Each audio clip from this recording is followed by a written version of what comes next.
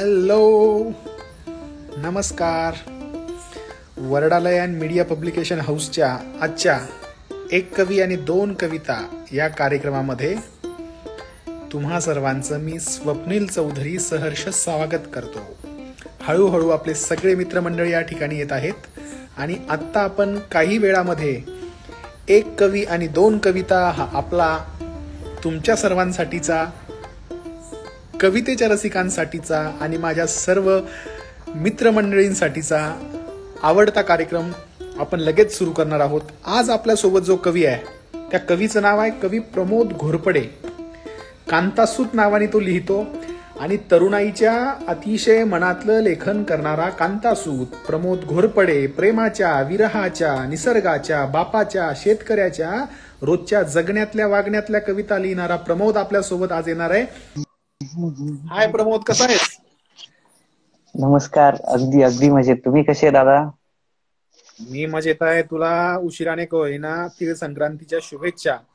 आपले सगळे रसिक एकदम कानात प्राण घालून या ठिकाणी उपस्थित आहेत की प्रमोद काय ऐकवणार आहे म्हणून. प्रमोद, नक्कीच तुझं मनापासून स्वागत करतो. तू सायन्सचा विद्यार्थी आहेस, साहित्यात लिहितोस, शेतीमातीत रमतोस, ग्रामीण भागाशी नाळ जोडलेली तुझी. तुझ्या गावाकडे मी फार काळ राहुरी भागात तू राहिला आहे. राहुरी जवळ तुझं गाव आहे, कृषी विद्यापीठाच्या जवळ. अतिशय निसर्गाचा वरदहस्त लाभलेलं राहुरी तुझं गाव. प्रमोद, या निसर्गाच्याच एका कवितेवरनं, चारोळीवरनं आपल्या आजच्या मैफिलीची सुरुवात होऊन जाऊ दे. 50 जवळपास आपले सगळे या ठिकाणी रसिक मायबाप या ठिकाणी आलेले आहेत. वर्डालयच्या मीडिया पेजवरनं एक कवी दोन कविता कार्यक्रमाला सुरुवात होते. पुढची सगळी सूत्र प्रमोदकडे. प्रमोद, बहारदार चारोळीनं सुरुवात होऊन जाऊ दे. नक्कीच नक्कीच. तुम्ही गावाकडचं नाव घेतलं आणि शहरात येऊन सुद्धा गावाकडची नाव तुटली नाही म्हणून काही ओळी म्हणतो की पुन्हा पुन्हा बोलवते गावाकड माती, पुन्हा पुन्हा बोलवते गावाकड माती, शहराशी नाळ नाही कुझलेली नाती, पुन्हा पुन्हा बोलवते गावाकड माती, शहराशी नाळ नाही कुझलेली नाती, खुरपला देह सारा कुठे रुतलेली सल, खुरपला देह सारा, खुरपला देह सारा कुठे रुतलेली सल, सपनात गाव बोले गावाकड चल, सपनात गाव बोले गावाकड चल. पूर्ण पूर्ण कर. हेच पूर्ण आहे. जबरदस्त प्रमोद, जबरदस्त. प्रमोद, तुला माहितीये तू काही दिवसांपूर्वी देहुला आमच्या इंद्रायणी डोळ्यांच्या दवाखान्यामध्ये आला आणि बोलता बोलता सहज आपली काव्य मैफिल रंगली आणि तुझी एक कविता मी शूट करून टाकली. अनेकांना ती कविता आवडली. फेसबुक, इंस्टाग्राम आणि युट्यूब वरती धुमाकूळ घातला तुझ्या कवितेनं. अनेकांनी तुझा नंबर घेतला आणि प्रत्येकाने विचारलं, अरे कोण आहे याला भेटायचंय आम्हाला. मी सांगितलं आपण भेटणार आहोत रविवारी संध्याकाळी. आणि आज या ठिकाणी आलाय. तुझं पुन्हा एकदा सगळ्यांच्या वतीनं मी स्वागत करतो. 61 आपले सगळे रसिक श्रोते या ठिकाणी आली आहे. सगळ्यांचं स्वागत करतो. सगळे दाद द्या. आणि मी प्रमोदला विनंती करतो, एक ती विरहाची कविता जिच्यामधनं तू दुःख मांडलंय, अनेकांच्या मनातली मुखी भावना तू शब्दबद्ध केली आहे. प्रमोद, सुरुवात कर. अनेकांसोबत असं होतच, 99% लोकांसोबत होतं. ज्या 1% सक्सेसफुल होतं किंवा काही होतं त्यांना एकदा पळून जावं लागतं. नाहीतर जे समाजाच्या विरहित जे काम करून प्रेम कहाणी सक्सेस केली जाते त्या मार्गाने जावं लागतं. तर त्या अगोदर काही ओळी घेतो की शेवटी माझंच चुकलं सांगून माझी जागा खाली केली, शेवटी माझंच चुकलं सांगून माझी जागा खाली केली, थोडा रुसवा देऊन तिला मी दुसऱ्याची हवाली केली, शेवटी माझंच चुकलं सांगून माझी जागा खाली केली, थोडा रुसवा देऊन तिला मी दुसऱ्याची हवाली केली, समाज अन चालीरीती यांनी तिथे सुद्धा डाव केला. अहो, समाज अन चालीरीती त्यांनी तिथे सुद्धा डाव केला. इज्जत शब्दाच्या पायाखाली मी माझ्या प्रेमाचा लिलाव केला आणि आता ती सुखी आहे वाटत नाही, आता ती सुखी आहे वाटत नाही, पण फोटो मात्र हसरे टाकते. आता ती सुखी आहे वाटत नाही पण फोटो मात्र हसरे टाकते, आणि माझ्याच ओळी वापरून ती खाली नाव मात्र दुसरे टाकते, खाली नाव मात्र दुसरे टाकते. म्हणून कविता मांडतो आहे सर्वांसाठी एक कविता मांडतो आहे की प्रेम पैसा ताटातूट. कवितेचं शीर्षक प्रेम पैसा ताटातूट.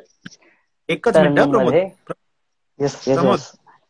मला सांगायला आवडेल सगळ्यांना, प्रेम पैसा ताटातूट कविता लिहिणाऱ्या प्रमोदचा एकदाही प्रेमभंग झालेला नाही.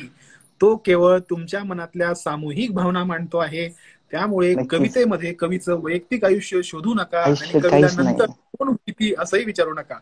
प्रमोद, इथे हो नक्की बराच मित्र परिवारही सहभागी झालाय. ह्या कवितेचं येणं म्हणजे त्यांचं ब्रेकअप होणं पण आहे. तर कविता मांडतो आहे प्रेम पैसा ताटातूट. जखमेला सांग राणी किती काळ जपायच. जखमेला सांग राणी किती काळ जपायच. तू तुझ्या घरी जागी सांग मीही कधी झोपायच. माझ्या हातावर नाव तुझ आता माझ्या वाटेवर तुझी सारी पाऊले पुसट. माझ्या वाटेवर तुझी सारी पाऊले पुसट. जात आडवी काली बघ झाली ताटातूट. पैसा क्या बात आहे प्रमोद. पैसा बक्कळ बापाचा तुझ्या.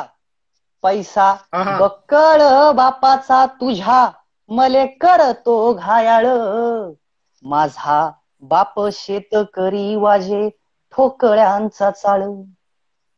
सारी चिल्लर चिल्लर सारी चिल्लर चिल्लर नाही तुझ्या कागदाची सर. प्रेम पैशाने मोजावं असं तुटलेलं बर. सारी चिल्लर चिल्लर सारी चिल्लर चिल्लर नाही तुझ्या कागदाची सर. प्रेम पैशाने मोजावं असं तुटलेलं बर. आता तुझं नाव हातावर आता तुझं नाव हातावर बघ असं खोडणार. पाणी डोळ्यातल राणी सार तिथे पडणार. इथे होऊ दे मोकळा इथे होऊ दे मोकळा माझा कवितेत गळा. ऐकू आलं तुझे झाले ग डोहाळे अनु येत आहे कळा. आणि आता तिला मातृत्व प्राप्त झालं. तिने तिचा संसार नीतीने करावा मी तिचा विचार सोडावा. म्हणून शेवट म्हणतो आता विसर पडावा. आता विसर पडावा अशी वेळ आली राणी.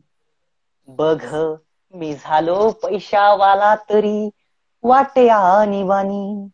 बघ मी झालो पैशावाला तरी वाटे आणीबाणी. क्या बात आहे प्रमोद, क्या बात आहे. काय प्रमोद, प्रेम म्हणजे काय असतं रे? प्रेम म्हणजे एक असा सुगंध आहे, असं फुल आहे जसा फक्त सुगंध आपल्याला भारावतो किंवा एखादा गोष्ट सुगंध आपल्याला ओढवतो स्वतःकडे. पण ते फुल घेऊ नये कुणी, कारण फुल हातावर घेण्यासाठी तोडावं लागतं. म्हणून प्रेम फक्त माणसानं जसा सुगंध घेतो तसं बघावं, लांबून बघावं. आणि कवितेत मांडल्याप्रमाणे पैशावाले झाल्यावर सुद्धा प्रत्येकाच्या मनात ती मुलगी आठवतेच जी कुठेतरी जे मागे बसणारे असतात त्यांच्या शेजारची असते किंवा पुढे बसणाऱ्यांच्या तिसऱ्या चौथ्या बेंचवरची असते. असं कुठेतरी असतच. हे माझ्या शेजारीचे रूममेट्स असायचे ना, ते दरवेळी बेंच बदलून बसायचे बीएससी ला असताना. म्हणजे त्याला जागा ठेवायची मुलं, माहितीये का? मुलगी तिसऱ्या रो वर असेल ना, हा तिसऱ्या रो मध्ये येऊन जरी भरलेली असेल गर्दी तर तिसऱ्या रो मधला एक तरी मुलगा उठायचा तो आल्यावर. हे बाबा हे वेगळं, हे अनुभवलं पाहिजे माणसांनी. हेच आयुष्य. क्या बात आहे प्रमोद. आता कॉलेजला आहेस मित्रा तू, वय लहान आहे, रोज कॉलेजला जातोय, कविता म्हणतोय, महाराष्ट्रातल्या बऱ्याच कविता स्पर्धांना तू गेलाय आणि जिंकलाय बऱ्याच कविता स्पर्धा. आपली मैत्री झाली कवितेमुळेच. ही सगळी मंडळी जी 100च्या जवळपास लाईव्ह दिसतायत ही सगळी मंडळी तुला आज ऐकायला आली तुझ्या कवितेच्या प्रेमापोटी. कवितेनं भरभरून दिलं. मला एक गोष्ट भरपूर सांग, कॉलेजमध्ये असताना मित्रांना कविता आवडायच्या, मैत्रिणींना कविता आवडतात, तुझ्याकडनं किती जणांनी लव्ह लेटर लिहून घेतलंय रे? मी बीएससी ला असताना माझ्या जवळ BMS चं कॉलेज होतं डॉक्टरांचं, आणि मी तिथे राहायचो. तर कुठे रे? संगमनेरला संजीवनी हॉस्पिटल म्हणून. संगमनेर संजीवनी BMS आयुर्वेदचं कॉलेज माहिती आहे की मला. हा, आयुर्वेद. तिथल्या अनेक म्हणजे हक्कानं सांगल, नाव नाही घेणार, तिथल्या अनेक डॉक्टरांच्या, अनेक मुलींच्या मी प्रेम कहाणी लिहून दिली. आणि इम्पॅक्ट काहींचे मला पत्रिका सुद्धा आल्या की बॉस म्हणजे खूप छान झाला यार, आणि यू आर अमेझिंग. आणि काहींकडं आणि काहींच्या तर कविता तिथपर्यंत जाऊच शकली नाही, जी की माझ्याकडेच राहिली. आणि ही कुठेच पोस्ट करू नको प्रत्येकाचं वाक्य, आणि कोणाची हे पण नको सांग, असं असायचं. त्यावेळेस वेगळी गोष्ट असायची. पण भारी लिहिल्या मी, खूप लोकांच्या प्रेम कहाण्या लिहिल्या, म्हणजे माझ्या स्वतःच्या वर्गातील मुलींच्या सुद्धा लिहिल्या, जे की मुलांनाही माहित नाही, आणि आता कळतंय. प्रमोद, असं झालंय का रे कधी तुला आवडणारी मुलगी आणि तिनेच तुला दुसऱ्यासाठी प्रेमपत्र लिहून मागितलं? असं खरं खरं सांगा. छातीवरती दगड ठेवून मनातली भावना की तिचं माझं होतं काय, आता बोलण्यासारखं राहिलंय काय? असं तिचं माझं होतं काय, आता बोलण्यासारखं राहिलंय काय? फक्त एकदाच चालव तुझे ते पाय, आणि बेधुंदपणे माझ्या कवितेत जाय, कळेल तुला अजून तू माझ्या कवितेत हाय, अजून तू माझ्या कवितेत हाय. नाही, कविता चांगली होती, पण मी विचारलेल्या प्रश्नाचं उत्तर नव्हतं. उच्चारलेल्या प्रश्नाचं उत्तर असं आहे, हे शक्य होऊ शकतं पुढे. ती 4 ओळी मांडतो की सोडून गेली होती पुन्हा भेटणार नाही सांगून, सोडून गेली होती पुन्हा भेटणार नाही सांगून, भरलं होतं हृदय ते सगळं गेली पांगून, तरी सुद्धा मला भेटायला ती आनंदाने आली, जेव्हा तिची मैत्रीण माझी बायको झाली.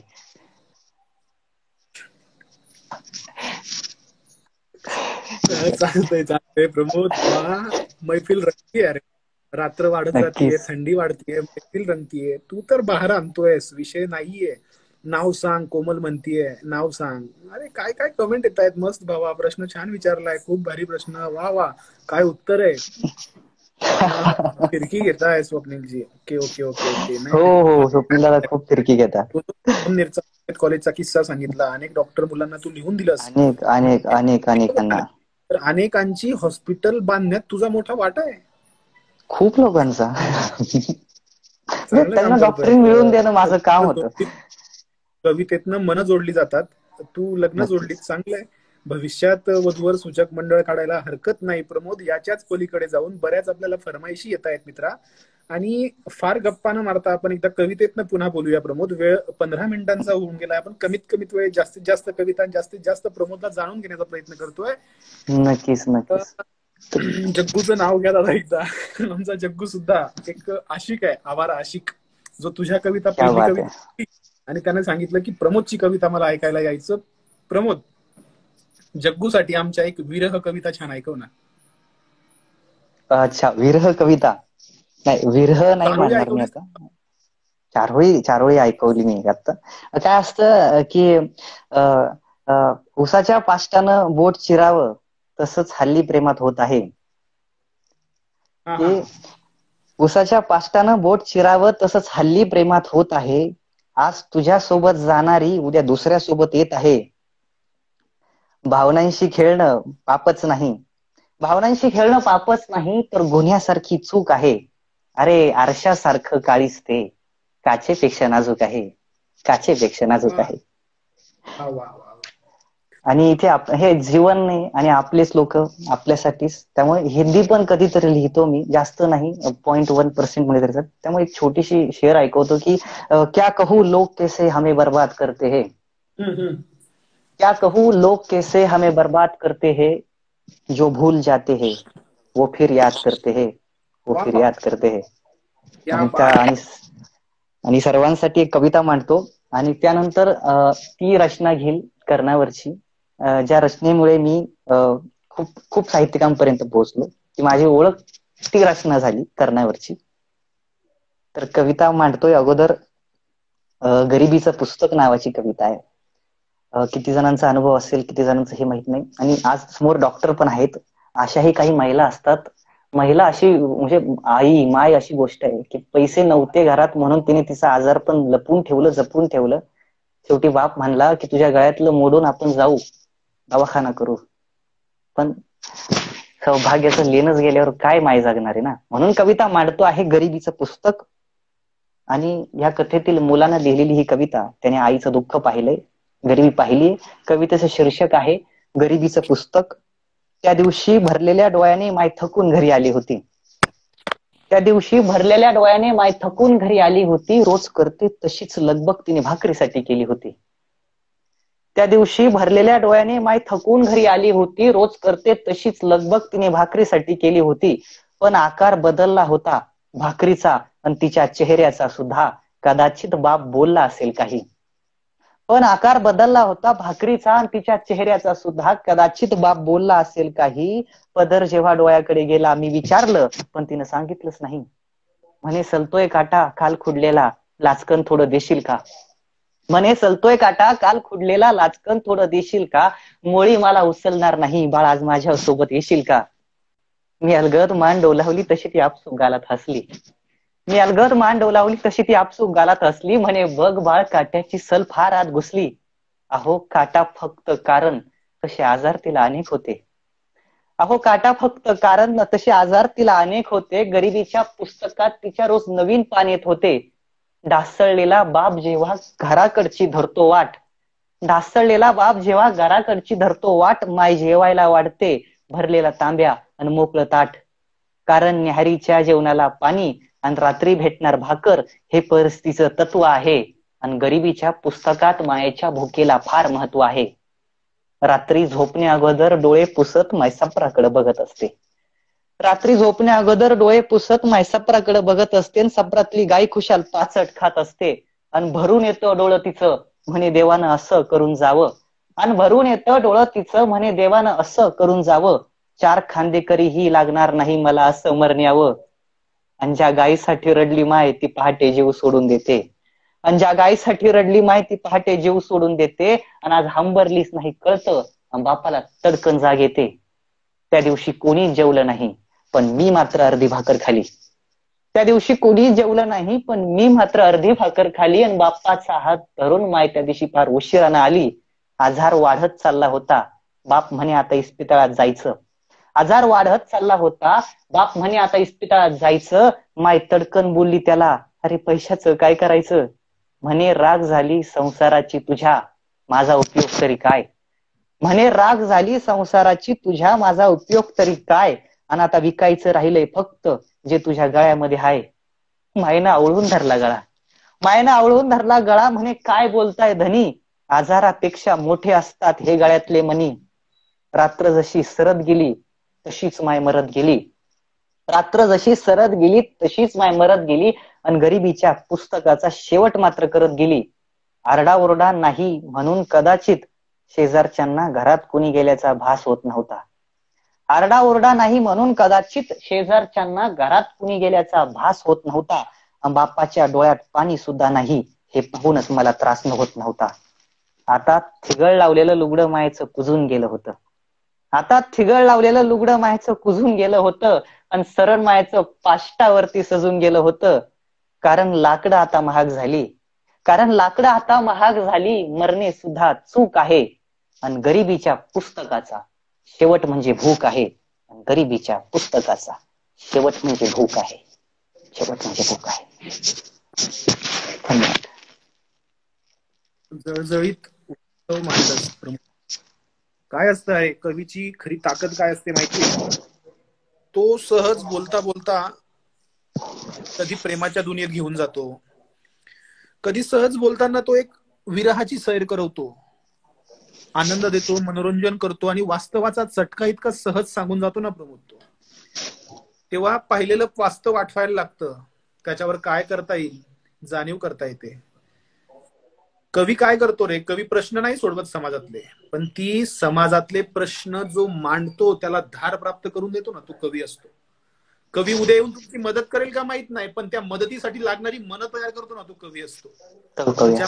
सद्भावना जागृत करतो ना, तो कवी असतो. आणि प्रमोद, अभिमान आहे मित्र तुझा की एकेका ज्या वयातली मुलं फक्त आपल्या आयुष्याचा विचार करत असताना शान शौक आणि मजेचा विचार करतात, त्या वयामध्ये बापाच्या जगण्याचं वास्तव, प्रेमभंगाचं वास्तव, ह्या सगळ्या समाजातल्या वेगवेगळ्या स्तरातल्या वेदना तू मांडतोयस. प्रमोद, तुला खूप शुभेच्छा आहे या प्रवासासाठी, की या वेदना मात्र विसरू नकोस, या वेदना मांडायचं राहून देऊ नकोस. आपण मिळून या वेदना जर मांडत राहिल्या ना, तर जे साहित्यिकांचं काम आहे ते अव्याहतपणे असंच सुरू राहील. प्रमोद, काही कवितांना दाद कशी द्यावी ही कळत नाही. सभागृहात पसरलेली शांतता हीच तिची दाद असते, आणि निशब्द झालेल्या आपले सगळ्या रसिकांची दाद तशीच होती. अनेक जण मला कविता म्हणायची असं म्हणतायत, त्यांना मी सांगतो, हा नियोजित आणि ठरलेला कार्यक्रम आहे. तुम्हाला देखील संधी याच्यामध्ये मिळेल. आपण आपल्या रसिकांपर्यंत पोहोचवू. प्रलयमय व्हॉइस नावाचं जे अकाउंट दिसतंय किंवा वर्डालय वरती दिसतंय, तिथे मेसेज करा, तुमची कविता पाठवा. आपण अनेकांपर्यंत या माध्यमातून पोहोचणार आहोत. प्रमोद, अशीच मैफिल आपण पुढे नेत असताना आता उत्तरार्धामध्ये मला तुला विनंती करायची आहे, एक दोन गोष्टी विचारायच्या आहे. प्रमोद, तू अनेक आता काव्य संमेलन, काव्य स्पर्धांमध्ये जात असतोस, अनेक ठिकाणी तू जिंकलाय स्पर्धा. हा प्रवास तुझा सुरू झालेला असताना मी असं ऐकलंय की घरी कोणत्याच कवीला कोणतेच आई वडील मानत नाहीत की तू हे कर बाबा. प्रत्येक कवीच्या घरामध्ये त्याला विरोध असतो सुरुवातीला. तुझ्या घरातही असं वातावरण असणार आहे की शाळेमध्ये कॉलेजमध्ये जा, अभ्यास कर, ग कशाला या गोष्टी करतोय. अशा वेळेस काय करायचं असतो? अशा वेळेस सांगायचो, आज माझं प्रॅक्टिकल आहे. प्रॅक्टिकल नसतानाही मी प्रॅक्टिकलला जाणारा माणूस आहे. आणि त्यावेळेस कुठे आपल्याकडे गाडी असायची, मोटरसायकल असायची, दुधाच्या गाड्या जायच्या सकाळी, आणि त्या गाड्यांना हात करणे किंवा त्यांच्या कॅन भरोस्तोवर उभं राहणं, त्या गाडीत बसणं. मला ह्या पाट्यापर्यंत जर सोडलं ना, पुढे पण मी जाईल. पुढे असेल किती 5 किलोमीटर 10 किलोमीटर, कोणाला तरी हात करल. त्यावेळेस माणुसकी जिवंत होती. मी जेव्हा 3-4 वर्षापूर्वी जायचो. जिवंत आहे प्रमोद. तुझा हा प्रवास गाडीपासून सुरू झालाय, तो समाजाच्या वेदना सोडवणाऱ्या मुक्कामापर्यंत घेऊन तू नक्कीच जाणार आहेस. आणि हे करत असताना ज्याच्या आयुष्यात आयुष्याची भळबळ आली अशा कर्णावरती एक तू कविता लिहिली आहेस. ज्याच्या आयुष्यामध्ये फक्त देणं आलं, त्या कर्णावरची कविता आम्हाला ऐकायची आहे. सर्व रसिक या ठिकाणी जे जमले आहेत ते त्या कवितेची वाट पाहत आहेत. सगळ्यांना मला ज्या कवितेमुळे मला महाराष्ट्रातील नाव घेऊ इच्छितो मी, कवी अनंत राऊत सर असतील, अविनाश दादा भारती असतील, त्यांनी माझं नाव न घेता हा कर्णावाला का अशी ओळख मला दिली. आणि म्हणून मी त्या कवितेला कधीही काळजापाशीच ठेवतो. आणि मोठीशी रचना नाही, पण त्या काही ओळी त्या ऐकवतो. कर्णावरती आहे की मलाच माझी वाटते भीती, कर्णावरती लिहू किती. की मलाच माझी वाटते भीती, कर्णावरती लिहू किती. अर्जुनाचं पान सारं कोरं मी सोडलं रे, कृष्णावरती लिहिलं होतं ते सुद्धा खोडलं रे. अर्जुनाचं पान सारं कोरं मी सोडलं रे, कृष्णावरती लिहिलं होतं ते सुद्धा खोडलं रे. कुंती माता सांग मला तुझ्यावरती लिहिताने, किती प्रश्न पडले तुला कर्ण जन्म घेताने. कृष्ण मात्र देव होता असे विचार कोणी देत नाही. कृष्ण मात्र देव होता असे विचार कोणी देत नाही. कुंती माता रडू नको आता कर्ण परत येत नाही. अरे आयुष्य म्हणजे काय असतं, महाभारताचा खेळ आहे. अरे आयुष्य म्हणजे काय असतं, महाभारताचा खेळ आहे. एवढंच जगलो फक्त आणि लगेच मरणाची वेळ आहे, आणि लगेच मरणाची वेळ आहे. प्रमोद, आज तुझ्याशी बोलत असताना वेगवेगळे विषय हाताळायला मिळाले. कधी डोळ्यातनं डचकन पाणी आलं, चेहऱ्यावरती हसू आलं. आणि ही सगळी ताकद तुझ्या शब्दांची आहे. या शब्दांना अशीच ताकद मिळत राहो, तुझ्या कविता अशाच बहरत राहो. तुझ्या कवितेतून समाजाच्या वेदना तू मांडत राहा, अन्यायाशी भांडत राहा. जिथे जाईल तिथे आपल्या शब्दांना कधी मॅन करू नकोस, याच सदिच्छा आज या सर्व रसिकांच्या वतीनं मी तुला देतो. आणि कार्यक्रम असाच चालू राहावा असं जेव्हा वाटतं तेव्हाच आपण थांबलेलं चांगलं असतं. प्रमोद, फार वेळ न लावता तू मनातल्या भावना पटपट पटपट आमच्या सोबत पोहोचवल्यास, आणि फार मनापासून तू बोललास, सगळ्यांना खुश केलंस. खुश करणं म्हणजे केवळ मनोरंजन नाही, त्यांच्या मनातील भावना जेव्हा कवी मांडतो तेव्हा प्रत्येकाला ती आपली कविता मांडते. आणि आपल्या कविता सगळ्या तू मांडल्यास.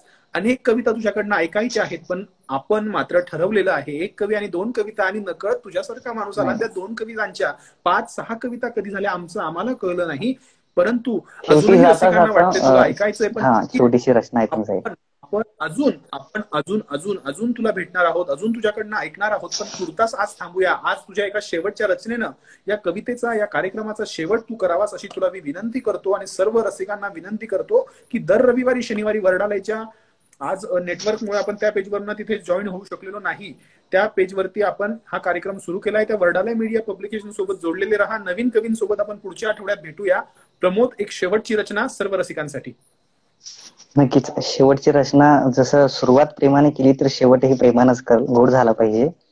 तरी त्याच्या अगोदर माणसांनी माणसाला जिवंतपणे जपलं पाहिजे असं सांगतो. म्हणून एक राख नावाच्या काहीतरी 8 ओळी मांडतो की सरणावर गेल्यानंतर अनेक अश्रू ढाळतात ग, सरणावर गेल्यानंतर अनेक अश्रू ढाळतात ग, काम सोडून गरजेचं काही अंत्यविधीकडे वळतात ग. सरणावर गेल्यानंतर अनेक अश्रू ढाळतात ग, काम सोडून गरजेचं काही अंत्यविधीकडे वळतात ग. काही सावरत असतात कुणाला तर काही विधीपूर्तीला पळतात ग. आणि ऐक जिंदगी जळताना मग असे कातडे गळतात ग. राग झाल्यावर सांग कुणाला, आपली माणसं कळतात ग, आपली माणसं कळतात ग. माणसांनी माणसांना जिवंतपणे जपलं पाहिजे. आणि एक असतं आपण ट्रेलर असतो फिल्मचा, स्टोरीचा किंवा चित्रपटाचा, तशीच ट्रेलर एक कडव मांडून जाईल की ज्या रचनेसाठी जेवढे रसिक बघताय त्यांनी मला विनंती करालच की मी पुढच्या आठवड्यात नक्की ती कविता पूर्ण करणार आहे.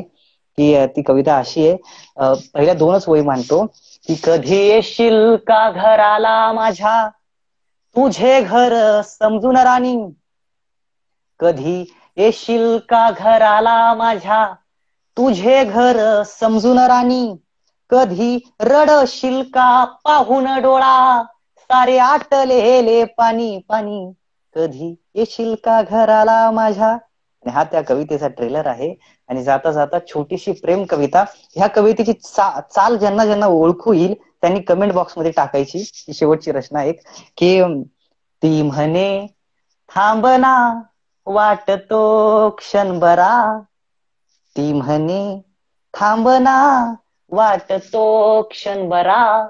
मी जरा थांबलो, ती म्हणे ये जरा. वा वा. ती म्हणे थांबना वाटतो क्षणभरा, मी जरा थांबलो, ती म्हणे ये जरा. अन मैत्री वाटते आमची ती जरी, मैत्री वाटते आमची ती जरी. माझा असतो विषय रोज तिच्या घरी. अन सांगना सांगना डोळे बोलता तरी, सांगना सांगना डोळे बोलता तरी. काय असते इथे प्रेम भाषा खरी. आणि शेवटची ओळ आहे की साठतो मग इथे भावनेच्या थरा, दाटतो मग इथे भावनेच्या थरा. ती म्हणे थांबना वाटतो क्षणभरा, मी जरा थांबलो, ती म्हणे ये जरा. क्या बात आहे, आणि क्या बात. ह्याच रचना यांनी जेवढं प्रेम दिलं लोकांनी हेच करत राहावं. आणि शेवट एवढंच करेल की जेव्हा राखेमध्ये माझ्या शब्द जिवंत दिसतील, जेव्हा राखेमध्ये माझ्या शब्द जिवंत दिसतील, समजून घ्या माझ्या सोबत कविता मेल्या नसतील, समजून घ्या माझ्या सोबत कविता मेल्या नसतील. क्या बात आहे प्रमोद, खूप भारी. धन्यवाद. खूप सदिच्छा. आलेल्या सर्व रसिक मायबापांचं खूप मनापासून स्वागत. मी आवर्जून सांगेल की तुम्हालाही तुमच्या कविता आमच्यापर्यंत पोहोचवायच्या असतील तर नक्कीच तुम्ही वर्डालय media publication, Pralay my voice, doctor Swapnil Chaudhari account सोबत जोडले जावा. त्या ठिकाणी तुमच्या कविता मेसेज बॉक्स मध्ये पाठवा. अशाच नवनवीन कवींसह आपण भेटूया. प्रमोद, आज बहार आणलीस. 10:03 सुरू केलेला कार्यक्रम 10:31 संपवतोय. 28 मिनिटांमध्ये शेकडो रसिक या ठिकाणी आले. शेकडो रसिकांनी भरभरून दाद दिली. खऱ्या अर्थानं गर्दीही झाली, दर्दीही लोक होती झाली. आणि थंडी वाढत वाढत वाढत जात असताना तुझ्या कवितेनं एक उष्मा कवितेमध्ये निर्माण केला. तो वातावरणात तसाच टिकवून ठेवू. जाता जाता तुला खूप शुभेच्छा देऊन सर्व रसिकांचे मनापासून आभार मानतो. पुन्हा भेटूया पुढच्या आठवड्यामध्ये. तोपर्यंत बाय बाय, टेक केअर, काळजी घ्या.